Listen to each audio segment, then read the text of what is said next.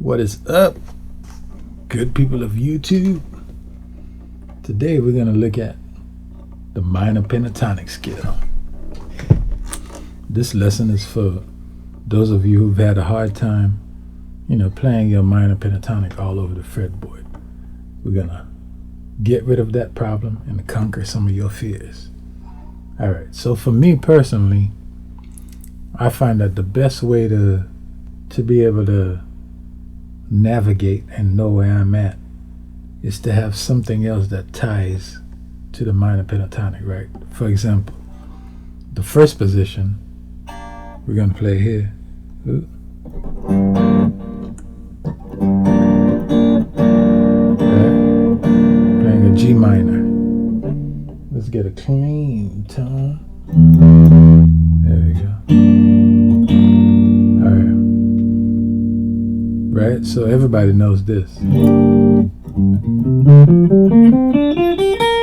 We're gonna do it in G just because I've done the last two blues tunes in G, so it's a lot easier to just keep that going. So G, right? Now if you look at G minor, you got G, B flat, D, and F, right? That's what makes up your G minor 7. So if you want to move that here, you got G on the 5th fret of the 3rd string, B flat, right? D, and F, right? So you got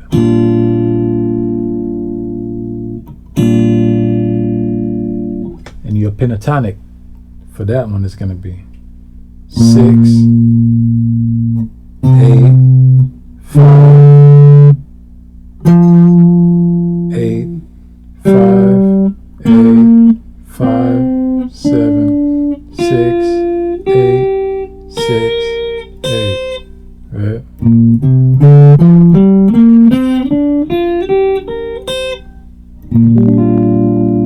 And then you play the chord to so your mind ties it all together.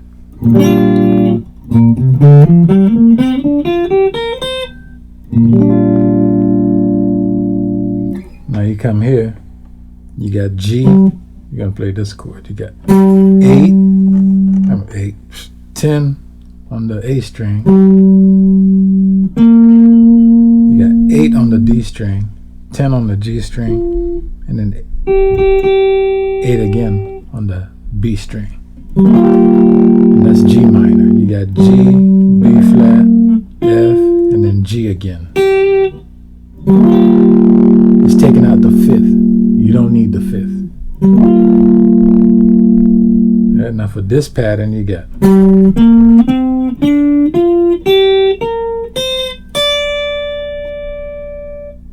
right?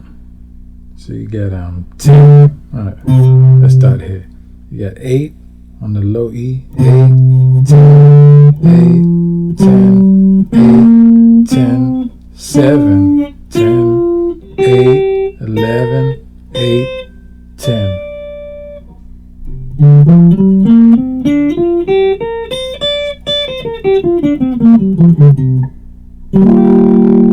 Play the chord.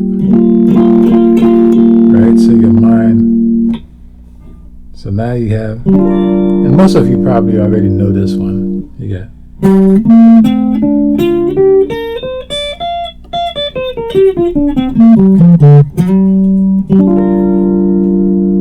right, you got 10, 13, 10, 12, 10, 12, 11, 13, 10, 13.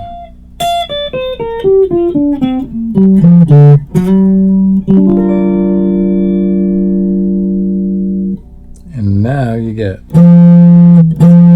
13,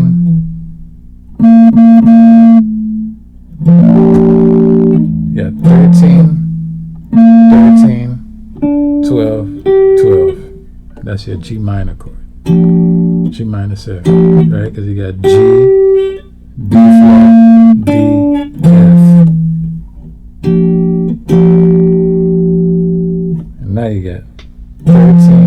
15, 13, 15, 12, 15, 12, 15, 13, 15, 13, 15.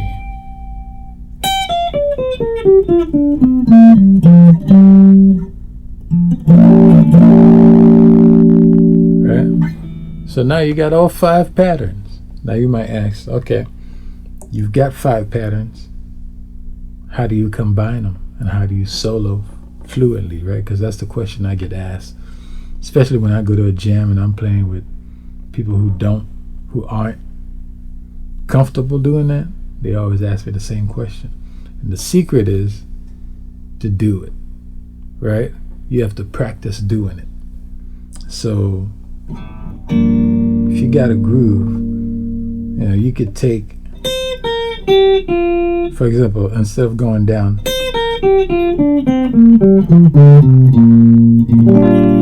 you can go.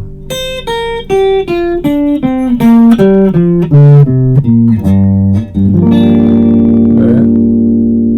You see that?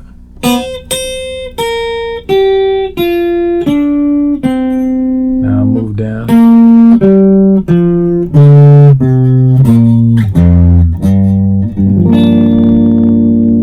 Or if I'm going.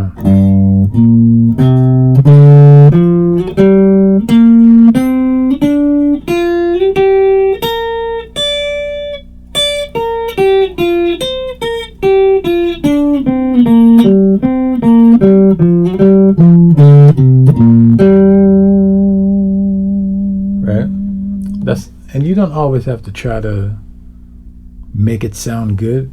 That's the thing that's going to happen over time as you get comfortable. You're going to start coming up with lines and ideas. But what you want to do at first is familiarize yourself and get comfortable, so you don't have those so you don't have that blank. You don't blank out when you're trying to, or you don't get lost, like, where am I supposed to go? So if you start here,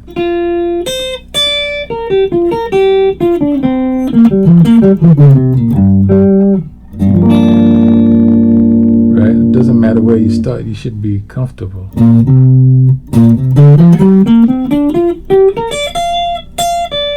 Right, look.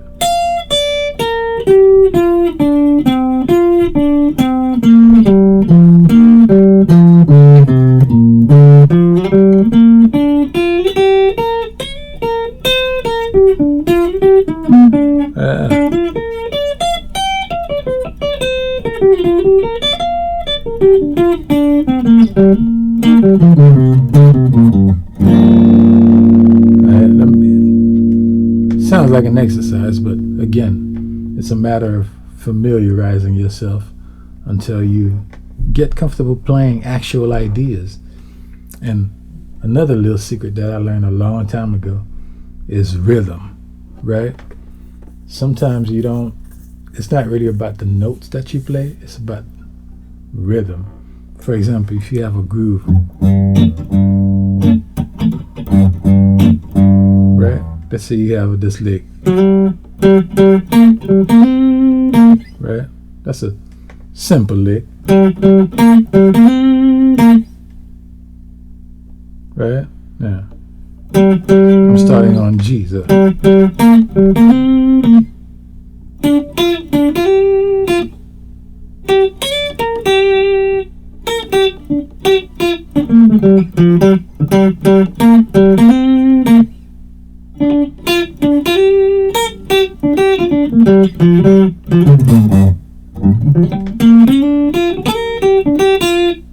Yeah. Look.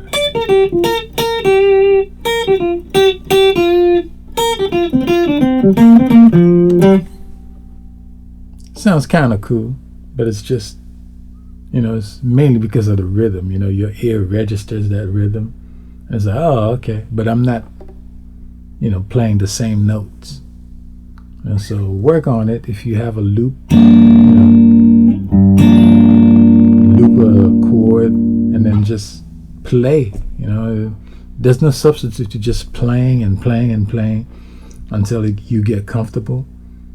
And then, you stop getting lost when trying to come up with ideas. You know, that's the best thing. I know there's a lot of videos online, people, you know, promising shortcuts, but don't buy into it. There's no substitute for practice. All right. See you next time.